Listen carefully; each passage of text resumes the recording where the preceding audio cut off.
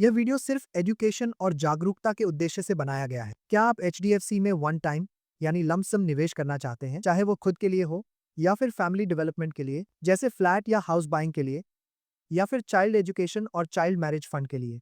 अगर आप एक अच्छा खासा फंड इकट्ठा करना चाहते हैं, तो यह वीडियो आपके लिए है। चलिए पहले बेसिक डेमो कॉस्ट स्ट्रक्चर को वन बाय वन चेक कर लेते हैं। अगर आप हाउस या फ्लैट की ओनरशिप की सोच रहे हैं, तो कम से कम 10 लाख से 20 लाख रुपए का खर्च आ ही जाएगा।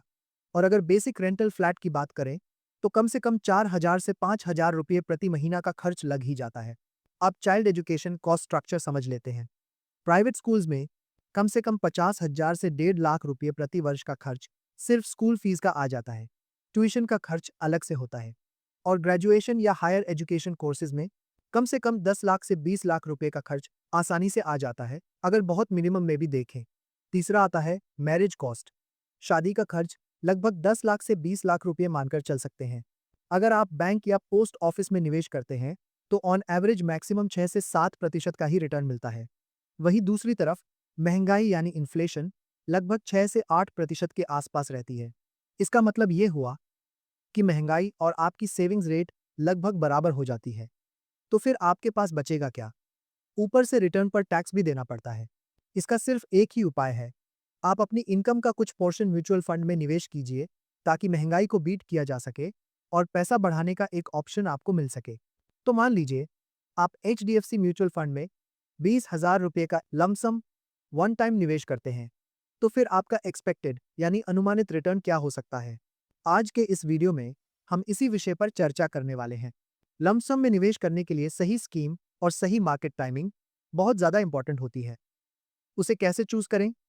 चलिए जानते हैं। म्यूचुअल फंड बाजार जोखिमों के अधीन होते हैं। Please read all scheme related documents carefully before investing. Value research के अनुसार जिस स्कीम के बारे में आज हम बात करने वाले हैं, वह है एचडीएफसी फोकस्ड म्यूचुअल फंड। इस स्कीम का रिटर्न परफॉर्मेंस कैसा है, इसे जानने के लिए आपको खुद ही देखना पड़ेगा। कैसे? सिंपली गूगल पर स्कीम नेम सर्च कीजिए, क्योंकि पास्ट स्कीम रिटर्न परफॉर्मेंस इतना इंपॉर्टेंट नहीं होता। अगर पास्ट में स्कीम अच्छा परफॉर्म करती है, तो इसका मतलब यह नहीं कि आने वाले सालों में भी वह स्कीम अच्छा परफॉर्म करेगी। लेकिन कुछ इंपॉर्टेंट डिटेल्स वेरीफाई करना बहुत जरूरी होता है। एयूएम फंड साइज यानी एसेट अंडर मैनेजमेंट इस स्कीम में लोगों का लगभग 26,000 करोड़ रुपए से ज्यादा निवेश हो चुका है। एक्सपेंस रेशियो यानी स्कीम मैनेजमेंट चार्जेस जितना कम हो, उतना बेहतर माना जाता है। इस स्कीम का एक्सपेंस रेशियो लगभग 0.61% है, जो इंडस्ट्री स्टैंडर्ड्स के हिसाब से ठीक ठाक माना जाता है। एग्जिट लोड अगर आप स्कीम में निवेश करके 1 साल के पहले बाहर निकलते हैं, तो आपको 1% का कॉम्पेंसेशन पे करना पड़ेगा। अगर आप इस स्कीम में 2,000 रुपये निवेश करते हैं, तो आपका पैसा सिर्फ एक या दो कंपनीज में नहीं, बल्कि 31 से ज्यादा कंपनीज में डाइवर्सिफाई होता है। यानी आपका पैसा अलग अलग सेक्टर्स में डिवाइड होकर निवेश होता है, जैसे आईसीआईसीआई बैंक, एचडीएफसी बैंक और एक्सिस बैंक जैसी अच्छी कंपनीज में। इस स्कीम में निवेश करने के लिए अगर आप सिप करना चाहते हैं, यानी मंथली निवेश, तो 100 रुपये प्रति महीना से शुरुआत कर सकते हैं। और अगर आप लमसम यानी एक बार में निवेश करना चाहते हैं, तो 100 रुपये वन टाइम निवेश से शुरुआत कर सकते हैं। अब हम 10 साल की डेमो इन्वेस्टमेंट स्ट्रैटेजी समझते हैं। डिफरेंट बजट सिनारियोज के लिए बजट 20,000 रुपये लमसम के लिए 10 साल के बाद एक्सपेक्टेड यानी अनुमानित रिटर्न लगभग 1 लाख रुपये तक जा सकता है। बजट 2 लाख रुपये लमसम के लिए, इस केस में अनुमानित रिटर्न लगभग 10 लाख रुपये तक हो सकता है 10 साल के बाद। बजट 5 लाख रुपये लमसम के लिए अनुमानित रिटर्न लगभग 26 लाख रुपये तक भी जा सकता है। इतना अनुमानित रिटर्न हो सकता है अगर पैसा 10 साल तक निवेश में बना रहे। लेकिन अगर आप इसी लमसम रिटर्न को और ज्यादा बढ़ाना चाहते हैं, तो आप डिफर्ड रिटर्न स्ट्रैटेजी अपना सकते हैं। अब सवाल यह है, डिफर्ड रिटर्न स्ट्रैटेजी आखिर होती क्या है?